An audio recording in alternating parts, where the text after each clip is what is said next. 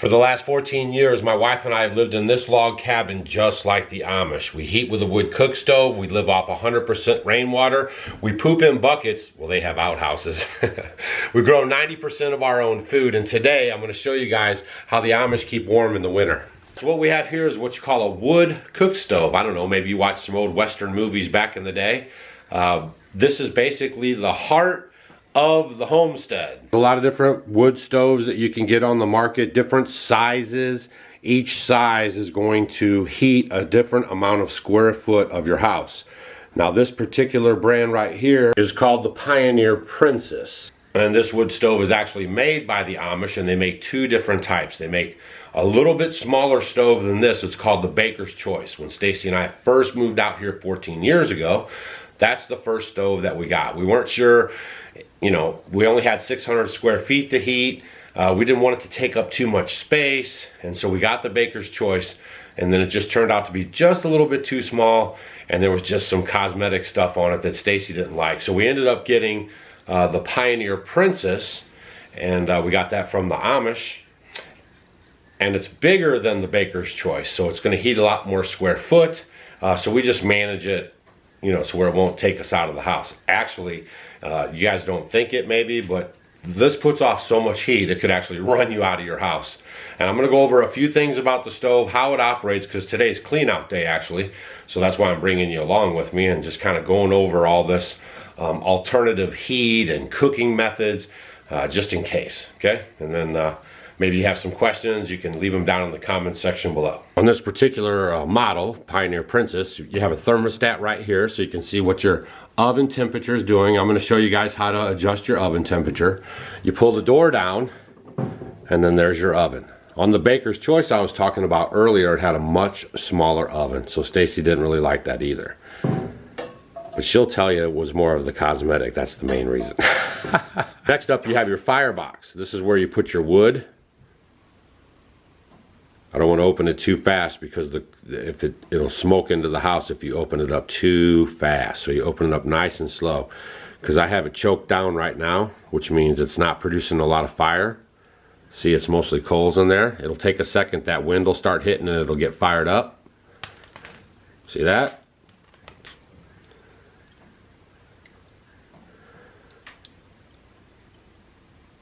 Okay? Because when you're in your house and you're just kind of hanging out, you're just maintaining your temperature, so you don't need flames and big roaring fires, okay, unless you're baking or doing something. So that's enough heat in the house to sustain you. There's about 3 or 4 pieces on there. All the smoke staying inside, going up the chimney, because that's what you want. And then down here is the clean out box, which we're going to show you in a second. The wood cook stove is very utilitarian, which means it has a lot of functions just for one piece. That's one thing we like to do here at our place, our off-grid homestead, is we always talk about things that you can get that have multiple uses, so you're not just tying your money up in one thing. So this is excellent. This is also where we get our hot water. On the back of the stove here, there's a silver tank, stainless steel. Forget how many gallons that is. There's a lever right here, and then inside there is some hot water. I don't want to put my hand too hard in there. Oof. And you have to make sure you keep this filled up full of water, otherwise you could warp it and mess it up. So there's always water in there. And here's your hot tip. You always have to have water on your stove, or if you have, like I have next door that we put in, one of those freestanding like fireplaces with a little shelf on it, you have to put some water on there. See, there's always a big pot of water, see that? Always a big pot of water on the stove, because this wood heat is so pure and natural and good, but it sucks out all the moisture in the air, so you have to help put moisture back into the air, otherwise it'll get really dry on you. So there's always water going on the big pot and on the back, and we can get hot water out of either one of those spots. Top is just like a griddle. We've never used it for a griddle, but that's how it looks. Now that's going to take a little bit of maintenance for you to keep that clean. You know, you could spill stuff on it. It swipes off pretty good. Every morning in the morning before we fire up our first fire after it's been smoldering overnight, Stacy rubs it down with a little, like a sanding pad, but it's a soft one. And we just go straight across in one direction, and that's it. And it just stays pretty good like that. Also right here we have like a warming tray. Stacy also uses that as a dehydrator. You could dry some dishes in there apparently. And then also you have some spots up there where she dries some dishes as well. Best thing to use for cleaning out your coals and your ashes and anything from any fireplace is a metal trash can. And you notice here we have a hearth underneath our wood cook stove. It's all got the tile on it because we have wood floors, okay? You do not want to set this on your wood floor. It will heat the floor up and cause a fire. Do not take your metal trash can and put it out on your back deck. I know I even have to say this stuff, but it's true. Don't do it. It's happened. People are catching their stuff on fire, right? Put it on concrete or put it on your rocks. Put it on no wood at all, okay? It's not safe inside there. It's just contained, but it's very hot, very, very hot, okay? Don't use any plastic things. Some people use plastic totes or anything like that. You do not want to do that, okay? You want to have a nice metal container. Do not put it on wood floors or wood anything, your deck, anything. It has to go on a good concrete surface or rocks or something that can't catch fire, all right? There's your safety warning. A lot of people always ask, how do you actually control the temperature of the stove, okay? This right here controls the airflow in the stove. So when it's all the way over like it is now, that means it's totally choked off. So it's just kind of smoldering in there. Now I'm going to be real quiet. I want you guys to listen and see if you hear, as I turn it up, how it sounds, okay? So listen closely.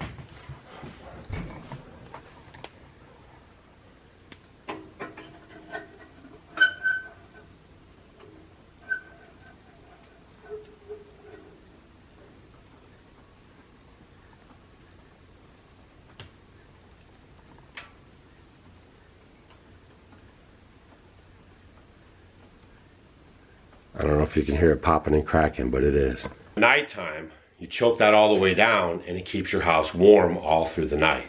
When you wake up in the morning, when you come down, the first thing you do is you crank that all the way to full wide open.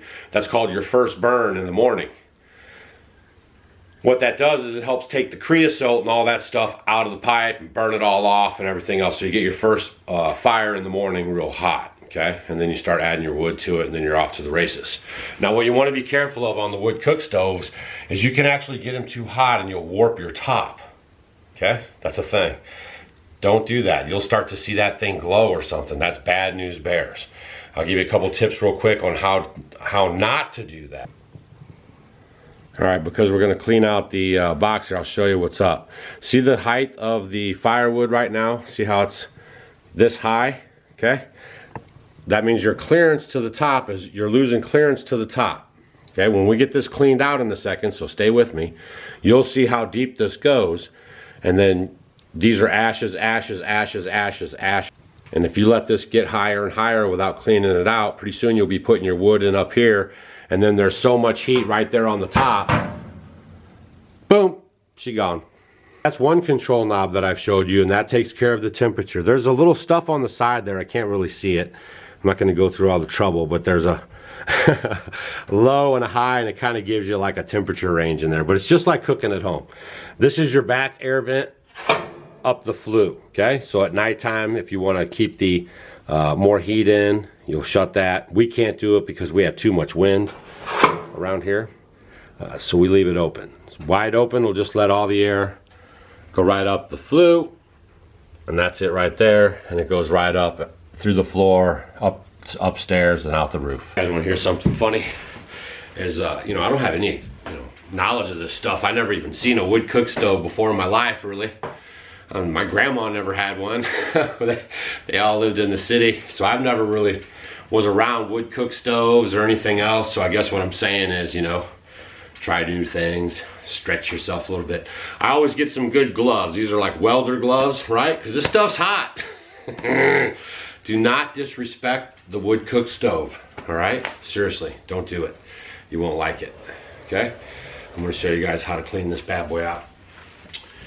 What you gotta do here is open up your metal can that is on your ceramic tile or some kind of hearth, you know, some kind of hard non-burnable stuff, okay? Whatever that is.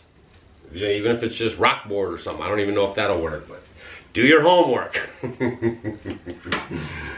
All right, so I'm gonna open up this door right here. See how that door opens up? And then they have this nifty little tray in here, okay? There's a nifty little tray. But if you see right here, I'm gonna show you right here. This tray is not really that filled up, so I'm gonna show you guys how to fill it up, because there's plenty in there to fill it up. On the back of the stove now, right? Remember, there's the metal waterer, and there's the front. There's the controller I showed you for turning the temperature. Boy, the stove's really going now. I'm starting to get hot. I don't know if you can see any markings on it. Can you see it from the reflections? Maybe you can. There's your dampener. Right here, there's a, see this plate right here? Now, not all the stoves are exactly the same. I'm only can show you what we got. This little washer right here allows air to suck into the stove. So if you want to choke your stove down, you would just close this off. And we leave it open because we want the airflow, right? But above that, you have this rocker, and then what it does is it rocks the inside where the wood sits on, back and forth, back and forth. I'll show you when we're cleaning what it looks like when you do it. It's like magic. When you open this up, watch, all the wood will be a lot lower than it was. Well, maybe after I poke it. See how it falls in there? That allows a lot of ash down into that lower drawer. You'll do that a couple times.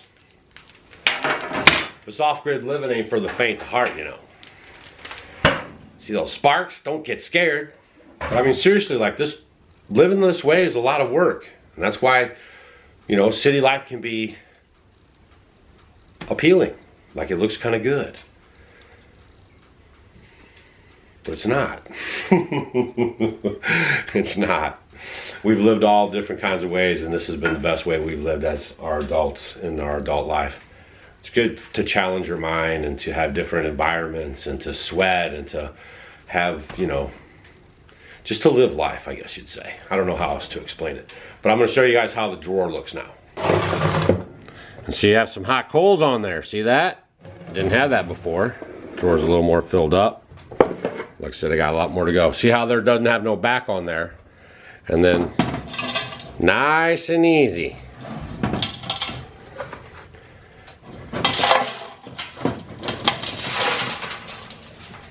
See that smoke up? See that little dust? There's a couple of tricks you can do to stop that. But probably the best way is to just move your whole show outside.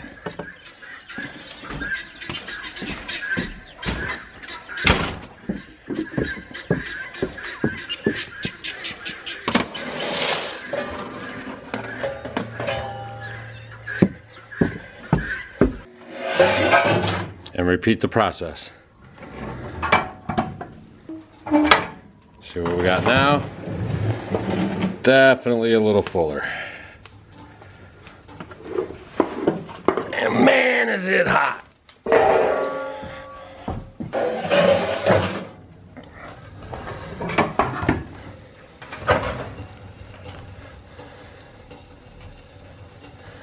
Now you can see how much lower that is. See that? And now those logs and coals will break down into finer ashes as the heat progresses and drop down into there. And that's how the process goes over and over and over. It's heat, ashes, out, in, wood, heat, ashes. And if you guys missed the video, we actually spread all the ashes from the wood cook stove on our garden. It helps us produce 90% of our own food here on the homestead. Yeah, man, I'm burning up. I think the stove says it's at 350. Let's see. So now I'll throw a big log in there, and then that'll burn real slow and easy going until it's time for dinner.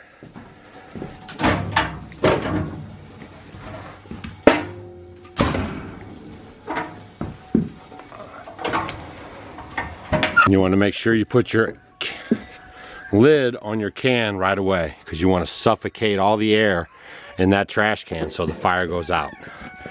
100%. Nice and tight lid, see? It's just gonna choke that thing right out. Oh man, I had to get outside. It's just kind of hot in there. I had to turn it up just to get all those ashes moving and everything. So that's all I got for you on that one. That is how the Amish keep warm in the wintertime and how we've been doing it for 14 years off-grid, living in that log cabin. We haven't had any public utilities. We poop in buckets. We grow 90% of our own food, 100% off of rainwater do we live. And it's been a great adventure. We lived in the city just like you, and we made the decision to leave that city life behind, get more connected to our food, more connected to God and the earth and the seeds and the wind and the moon and the stars, right? It's been the best decision we made. You know, Stacy and I were talking the other day, and we've lived off-grid together as a married couple longer now than we lived on-grid. We've been married 24 years, going on 25. So that's kind of something to say. So if you're looking for off-grid living and homestead life, you found the right channel. I mean, we're no joke. OG. All right, we gave away the Ford F-150. Stay tuned for the videos. They're coming. Man, you guys are going to cry like little babies because it's going to be so good. Ha! All right, so but seriously, stay tuned for those videos. Now, this is the month of February 2023. This is what we're doing for the month of February 2023. You have to be subscribed to our channel. That's the main thing. And you have to leave comments. And that's the main thing. You have to watch those videos all the way through. There's none of this clicking off, you know, after you maybe got the information and you ran. You have to stay with us the whole video. I'm trying not to waste your time. So I'm trying to give you very good, precise videos. So make sure you watch till the end, because you never know, I might drop something like this in on you, okay? This month's giveaway, we're gonna give away $5,000 in cash every 2 weeks. So on the 15th of February 2023, we're gonna pick somebody and they're gonna get $5,000 in cash. Because I mean, y'all, I told you, you found the right spot. We want to help you get on the homestead. If you're on the homestead, we want to help you improve the homestead.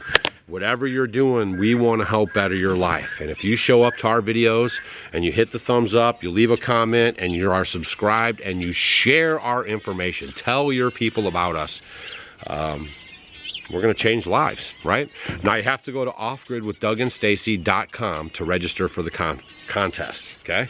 And the rules are going to be there. You got to be 18 and older. I'm going to do some investigating real quick as you guys are watching this to see if I can figure out a way to get it to Canada or somewhere else. But for right now, it's for the USA only. And I am working on some stuff for all of our friends that watch in other countries, okay? But that's what we're doing. The 15th of February, we're going to send out $5,000 to one of our subscribers. I am not messing around, y'all. All right? So hopefully you find all of our information valuable, because that's why we're here, to help you in your life and your journey.